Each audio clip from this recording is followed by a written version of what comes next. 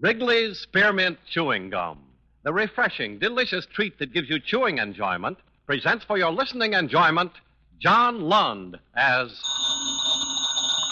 Johnny Dollar. Jeff Connors, Johnny. Oh, hi, Jeff. I haven't heard from What you. are the chances of you making it down here to Dallas real fast like, huh? Well, I never knew you to be in a hurry, Jeff. It's a firebug, Johnny. 4 fires in 4 weeks. Total claims to date, 95,000. This keeps up, I ain't got no job left. You just gotta get out here tonight. You're kind of rushing things, aren't you? Well, it ain't me, Johnny O. It's the firebug. Thought you'd like to be here when number 5 goes up. That means you gotta be in on the 10 o'clock flight. Don't tell me he works on schedule. Every Tuesday night at 11 o'clock, whoosh. What do you say, pal? I'll be there.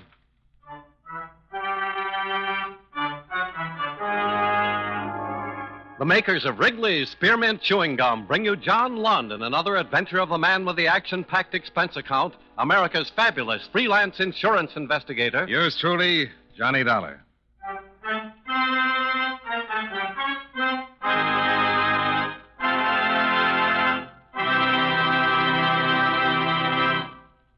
Friends, the makers of Wrigley's Spearmint Gum present these weekly adventures of Johnny Dollar because they know that millions of you enjoy Johnny Dollar. That's true of Wrigley's Spearmint Chewing Gum, too. It's enjoyed by millions, day in and day out. People find that chewing on a smooth, delicious piece of Wrigley's Spearmint Gum somehow makes time pass more pleasantly. Whether you're working, driving, shopping, or just taking things easy, that good, tasty chewing gives you enjoyment and satisfaction. So always keep a package of Wrigley's Spearmint Chewing Gum handy. And whenever you want a refreshing, delicious treat, chew a stick. You'll like it. You really will.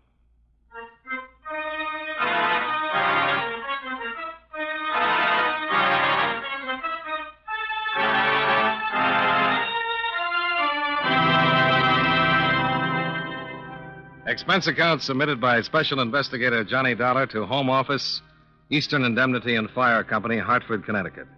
The following is an accounting of expenditures during my investigation of the Punctilious Firebug matter. Expense account item 1, $113.20. Airfare between Hartford and Dallas, Texas. Your Southwestern States manager, Jeff Connors, met the 10 o'clock flight at Love Airport and drove me down to your offices on South Acard Street. There they are, Johnny. Number 1, candy store out northwest. Number 2, 2 family residence on the east side. 3, small factory out on Commerce Avenue. And 4, garage and repair shop out southwest. Grand total of claims is $95,000, and it's all yours. These all follow the same time pattern. Every one. Comes Tuesday night around 11 o'clock, and that firebug just naturally lights up. All new policies, Jeff. Written within the past 6 weeks to 2 months. That's right. Ink hardly gets cold on the premium checks when it gets all hotted up again on the claims. Any connection between the policyholders? Can't find one if there is. All in different businesses, different parts of the city. The whole thing just don't make sense. It does if the bug is in your own organization. Yeah, that's what Len Borchardt says. Who's Borchard? Detective Lieutenant, Arson Division. He's been working on it. How's he making out? Well, I got 10 men out in the field, 2 gals in the office here, lots of alibis to check out. Takes time. So far, there's no reason to suspect anybody. Those fires are reason enough. But, man, why'd anybody want to do anything like that? Well, when it comes to firebugs, who knows? Could have a grudge against you or the company. Or maybe just like to see them flames shoot up, huh? That's as good a reason as any. Well, whatever it is, we sure got to get this boy, Johnny. If this kind of thing keeps up, I'll be losing my job, my home, my wife, and everything else I... Mm-hmm. What's the time, Johnny? It's 4 minutes after 11. Wouldn't want to lay a little bet why this phone's ringing at this time of night, would you? Eastern Indemnity, Connors. Mm-hmm. Yeah, that figured. Wait till I get that address. That's, wait a minute. That's 725 East Westchester. Yeah, I got it. Yeah, thanks, Lieutenant. Be seeing you. Number 5? Yep. Big apartment building out in Westchester. You're sure it's one of yours? Wrote the policy on it myself 4 days ago. Well, let's get out there and have a look, huh?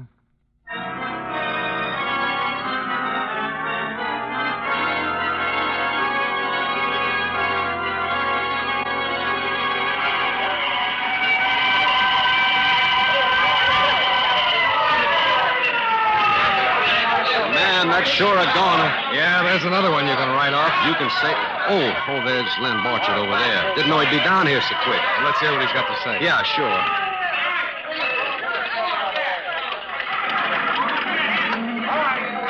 Hi, Lieutenant. You got down here right fast. Seemed reasonable to, Mr. Connors. Not that there's much I can do before she cools down. That won't be before morning. I'd like you to meet Johnny Dollar, Lieutenant, one of our investigators from the East. Johnny, this Lieutenant Len Borchard. Glad to know you, Lieutenant. Looks like our Firebug didn't waste any time showing himself off to you, Mr. Dollar. No question about it being torched? Well, like I said, I won't be able to get in there until morning. But when you figure the pattern, the way that fire roared up and took hold, no doubt in my mind. Who reported it? A fellow by the name of Hendrickson at the second-floor apartment west. Called in from a hallway telephone. What kind of a story did he give you? He didn't. Got trapped up there on the second floor, suffering third-degree burns and shock. He's not in any shape to talk to anyone.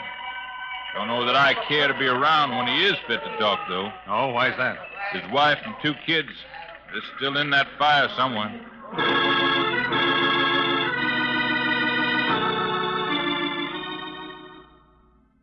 Jeff Connors went back to the office to wire his preliminary report to Hartford, while I stayed around to see if anything would turn up. By 1:30 a.m., the only thing we learned was that our only possible witness, Hendrickson, had died en route to the hospital. A preliminary check of the records seemed to indicate that the fire had started in the basement, but it was still too hot to check into thoroughly, so Lieutenant Borchard drove me back downtown. I'll dig into it in the morning, Dollar. I can tell you right now what I'll find. Oh, what's that, Lieutenant? There'll be 4 or 5 hot spots indicating the use of kerosene, gasoline, something like that. Amount of paraffin drippings.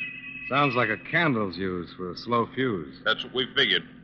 Found the same drippings in all the other fires. Any idea how slow a fuse it is? Looks like an hour and a half to 2 hours. Gives a bug plenty of time to get away, fix himself up, and alibi somewhere. Mm-hmm. Connors says you think it's someone in his organization.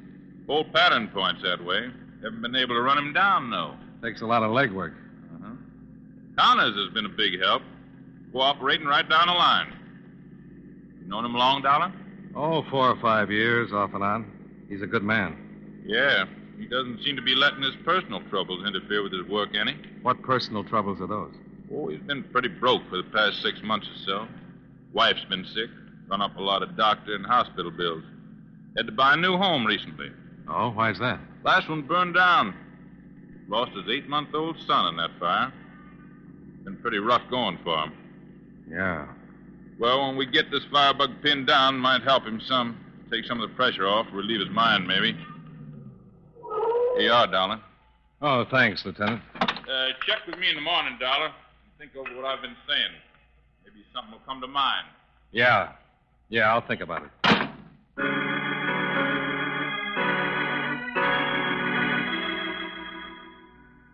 I had Borchard drop me off at your office building.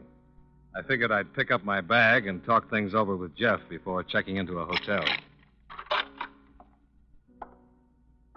I let myself in with a key Jeff had given me and headed for his inner office. Wow. Good morning. Oh, who are you? Johnny Dollar. Mean anything to you? Johnny Dollar? Oh, and you're that insurance investigator Mr. Connors said was coming out from the east. That's right. Well, I'm plenty happy to hear that. You gave me a pretty bad start, Mr. Dollar. I'm sorry. I'm Sally Martin, Mr. Connors' secretary. And the rest of it? Well, you mean what I'm doing up here? Well, I'm as curious as the next guy. Well, I promised to have some material ready for Mr. Connors in the morning. I left the office tonight in such a hurry I forgot it, and, well, I just dropped by to get it ready for him. Well, you're a pretty conscientious employee, Miss Martin. Getting out of bed at 2 in.the morning to come down to the office for something like that. Oh, no. It wasn't that way at all. Well, what way was it? Well, I had a date this evening. Dinner, theater, and the Club Romulo just down the street. Stopped up here on my way home. Mm-hmm. Is this the material Mr. Connors wanted ready in the morning? Yes, it is. Comprehensive fire policy on the property at 725 East Westchester. That's right. That's pretty coincidental, isn't it? What? Or maybe you didn't know that there was a fire out there tonight. A fire at the... Oh, no. Any idea why Mr. Connors wanted this particular policy out? I think if you have any more questions to ask, Mr. Dollar, Mr. Connors should be here to answer them personally. That sounds reasonable. And maybe we should ring in Lieutenant Borchardt, too. Lieutenant Bo... Hey, Sally, what's keeping you so long? Oh, hi. Didn't know anyone else was up here with you. Well, this is Johnny Dollar, one of our investigators, Bill. Mr. Dollar, this is Bill Trembler. Well, glad to know you, Mr. Dollar. I was telling Mr. Dollar about the wonderful time we had tonight. Dinner, then the theater, and being at the Club Romulo until just a few minutes ago. Huh? Oh, yeah, that's right. We did have a swell time. But, honey, it's getting late, so if you're ready, let's run along. Okay, Bill. Good night, Mr. Dollar. Glad to meet you, Dollar. Hope to see you again sometime.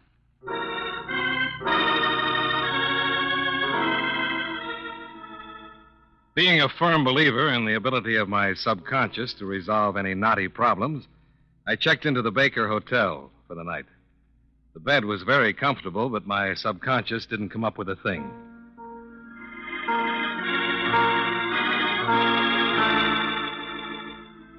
Expense account item 2, $3.75. Texas-style breakfast, including steak and pan-fried potatoes. That supplied me with enough energy to walk over to City Hall and look in on Lieutenant Borchardt. There was a little hit-and-run accident at the corner of Westchester and Gates about 9 o'clock last night, Dollar. It's just half a block away from where the fire was. Seems a 53 Ford stand parked down the street there suddenly took off without lights. Spun around the corner and tore the fender off another car coming up the street. You think there's some tie-in between that and the fire? Well, one of the boys in traffic thought so, after a witness gave him the license number of the Ford. He checked it through motor vehicle. Who's it registered to? Jeff Connors.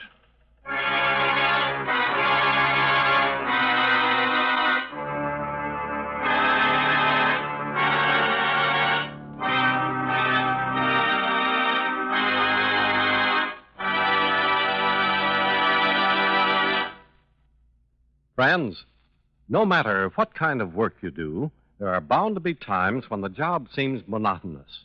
You feel tense and restless, and you need something to give you a boost.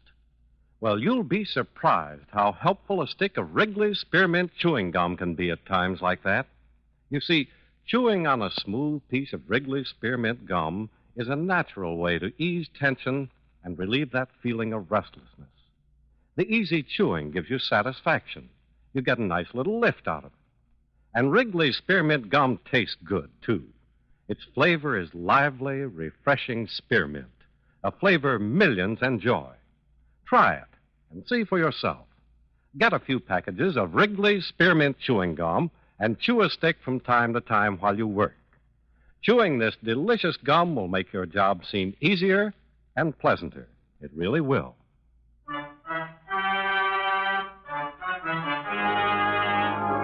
And now, with our star, John Lund, we bring you the second act of Yours Truly, Johnny Dollar.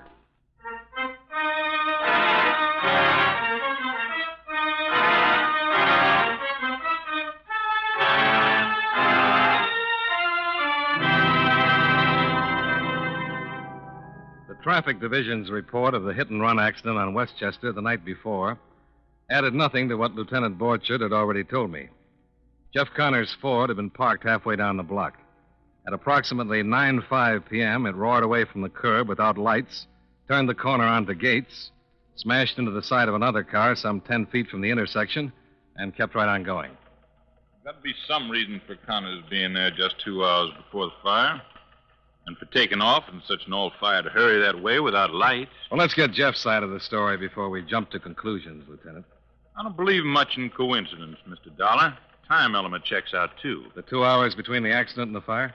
We know those candle fuses burn an hour and a half to 2 hours. Leaving here at 9 gave him plenty of time to ditch the car and meet you at the airport with a pretty clean alibi. He wasn't driving the Ford when he picked you up, was he? No, it was a Plymouth Coupe. Yeah. Well, that's his wife's car. Well, what have you done about getting him in? Well, he's not at home and he's not at his office. Nothing else I could do but send out a pickup on him. Uh-huh. Leave word for me at the Baker Hotel when you get him, will you? Sure thing, Mr. Dollar. I know how you're feeling about it. I'm sure sorry.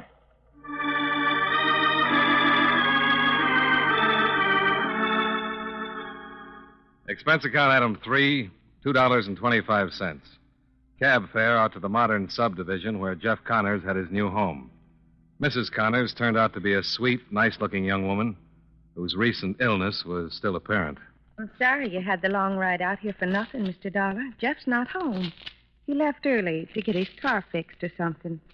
It's too bad you didn't call first. Oh, that's all right, Mrs. Connors. It's you I wanted to see. Oh, yes. Well, I guess I knew that. It's about Jeff, isn't it? And those fires. That's right. And you've noticed it, too. Terrible things worry and sorrow can do to a man. Well, until 6 months ago, Jeff was the happiest man I'd ever known. And then, well, our world just fell apart. That's when your home burned, Mrs. Connors? When we lost our son. Something happened to Jeff then. Oh, it happened to me, too. I broke down. Had to be hospitalized. But with Jeff, well, it was different. How do you mean? He bottled everything up inside of him, refused to let it come out, never even talked about it. A person can't do that, Mr. Dollar. You mentioned the recent fires, Mrs. Connors. Any particular reason why? Yes. That's what has me worried so. Ever since they started, he's become terribly depressed. I'm afraid he's going to break down under the strain. That's the only reason you mentioned it? Yes. I've tried to do everything in my power to help him. I thought perhaps if we moved away from Dallas, it might help. But he wouldn't do that. Then I tried to get him interested in sports. That brought the first encouraging sign I've had in 6 months. Oh, what was it, Mrs. Connors? Well, usually on Monday and Tuesday nights, Jeff brings work home with him. All the mail that's accumulated over the weekend, the new premiums and renewals and so on. Uh-huh. Well, for the past 5 weeks, Mr. Dollar, believe it or not, Jeff has gone bowling every Tuesday night. He's become so enthused about it, why, he hasn't come home before midnight on any Tuesday evening since. Now, don't you think that's encouraging, Mr. Dollar?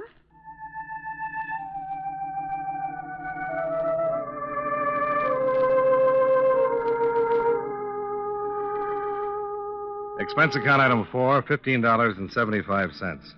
Cab fare in and around the city of Dallas. I spent the rest of the day checking the neighborhoods where the fires had occurred, talking to policyholders, neighbors, anyone who might give me a new or different slant. I came up with nothing. Around 5 o'clock, I called in to Lieutenant Borchard. Still the same answer, Mr. Dollar. Haven't been able to pick up Connors yet. We checked out Sally Martin and Bill Trendler, though. Anything there? Nope. It was dinner, theater, and the Club Romulo, just like they said. Yeah, I see. For a while there, it looked like something might have tied in. Trendler used to work for Connors, you know. Trendler was with Eastern Indemnity? Until about 2 months ago, yeah. Left then to start a business of his own, a bowling alley.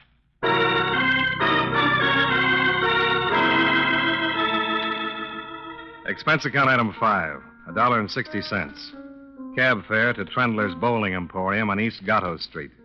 5 alleys and a drink and sandwich bar. Trendler was keeping score for a couple of high school Bobby Soxers over on alley number 3.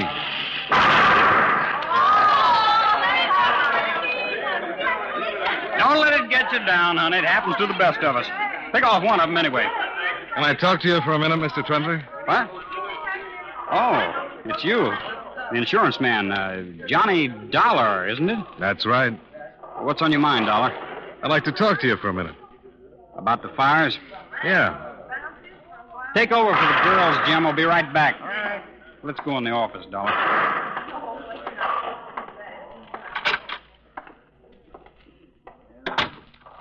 Let's have it, Dollar.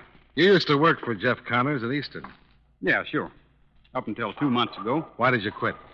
I just wasn't cut out to be a good insurance salesman. So you opened this bowling alley. Anything wrong with that? Well, they tell me it takes money to open these things. I had a few bucks saved. From not being a good insurance salesman? Why the interest in my finances, Dollar? Oh, I'm just curious. So be curious about something else, huh? Okay. Did Jeff Connors ever come bowling here?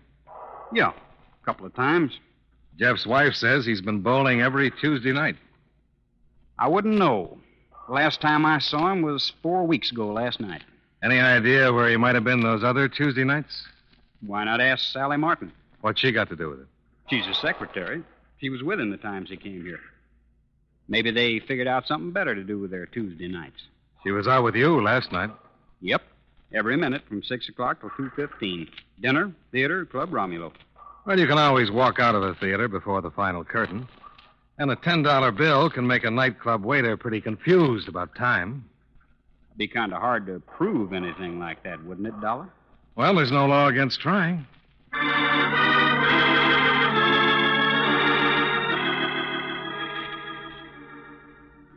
Expense account item 6, $1.80. Cab fare back to your offices. They were closed for the night. At the Baker Hotel, I put a call into Sally Martin's apartment and got no answer. While I was trying to figure out the next move, Lieutenant Borchardt called and made up my mind for me. Be out front in 2 minutes, Dollar. I'll pick you up. Where are we going, Lieutenant? Out near the viaduct over the Trinity River. What's out there? Another fire? Nope. Jeff Connor's Ford. In 12 feet of water.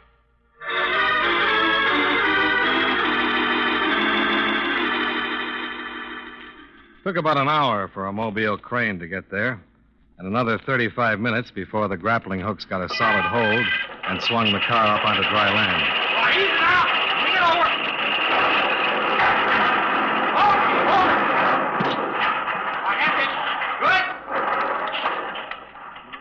Borchardt and I were beside the car almost before the crane put it down.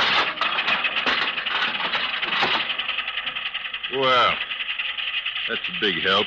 Disappointed, Lieutenant? Would have helped if he'd been in the car. Costs money to drag a river like this. I don't think you'll find him down there. We gotta look.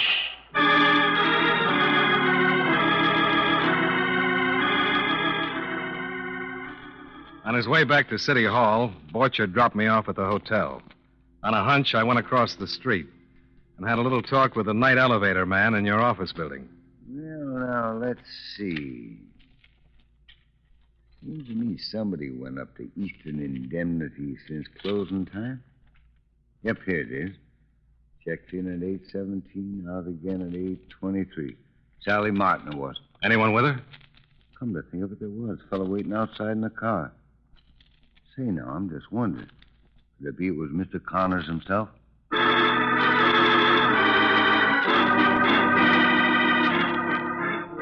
Expense account item 7, $6.90 for a fast cab ride out to Sally Martin's apartment. The extra $5 was for the speed.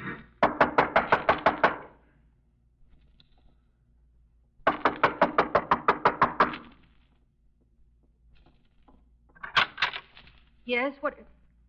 Mr. Dollar. Where is he, Sally? Where's who? Jeff Connors. Is he still here?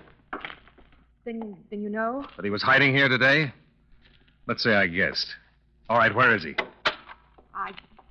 I don't know. Now, look.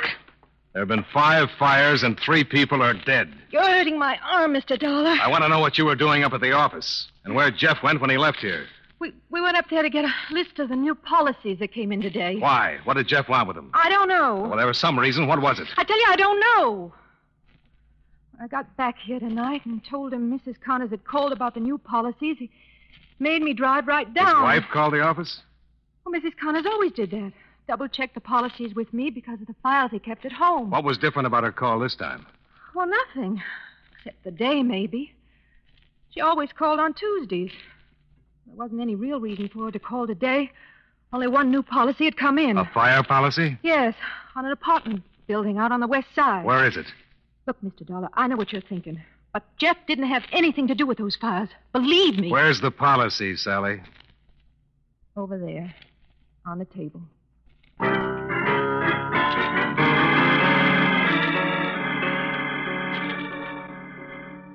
Expense account item 8, $7.50.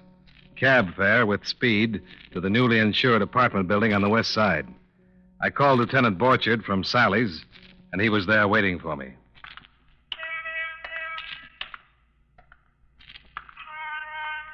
You spotted him yet, Lieutenant? Yeah. Parked in Miss Martin's car back there in the alleyway. When are you going to take him? We're just waiting for you. Okay, let's go.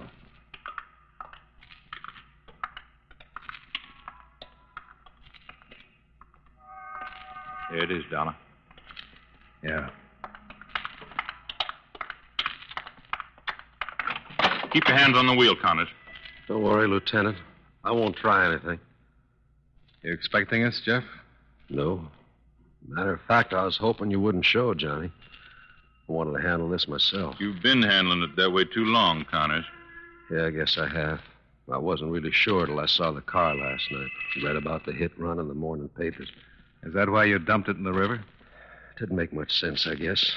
Trying to cover up that way, just getting kind of desperate. Where is she, Jeff? What? Your wife. Where is she? In the basement? Yes. She must be through by now. I was waiting for her to come out. Trying to delay it until the last minute, I guess.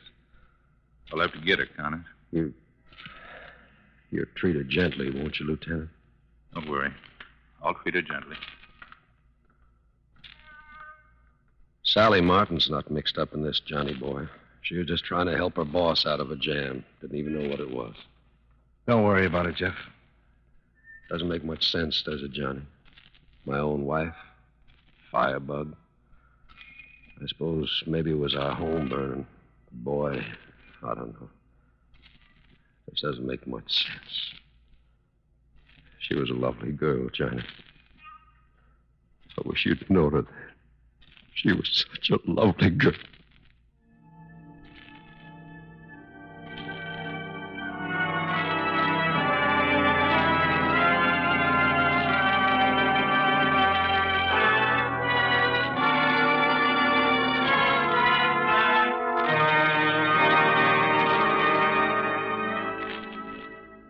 Expense account item 9, $37.40. Hotel bill and miscellaneous. Expense account item 10, $119.10. Airfare back to Hartford. Expense account total, $309.25. Remarks? I've seen fires burn everything from blocks of tenements to a hole in a rug. But this is the first time I ever saw one actually burn the heart out of a man. I don't ever want to see it again. Yours truly, Johnny Dollar.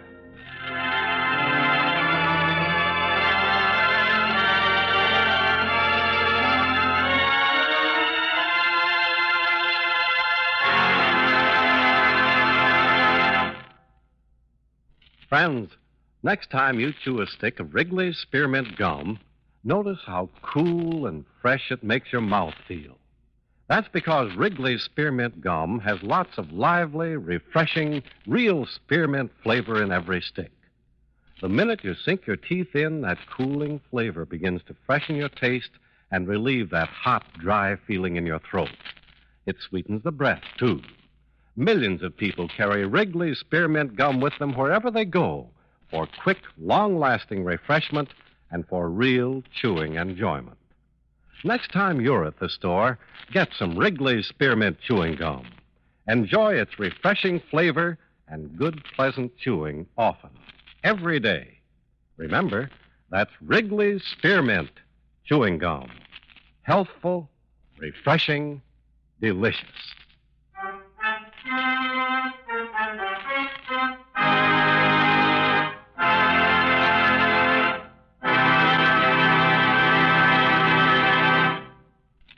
Yours truly, Johnny Dollar, brought to you by Wrigley's Spearmint Chewing Gum, stars John Lund in the title role and was written by Sidney Marshall with music by Eddie Dunstetter. Featured in tonight's cast were Hal March, Barney Phillips, Gene Bates, Sam Edwards, Virginia Gregg, and Jim Nusser. Yours truly, Johnny Dollar, is produced and directed by Jaime Del Valle.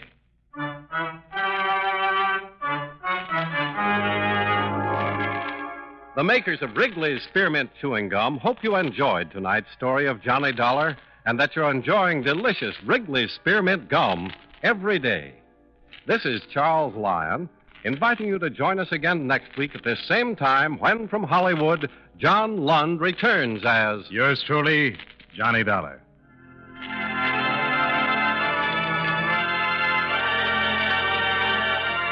This is the CBS Radio Network.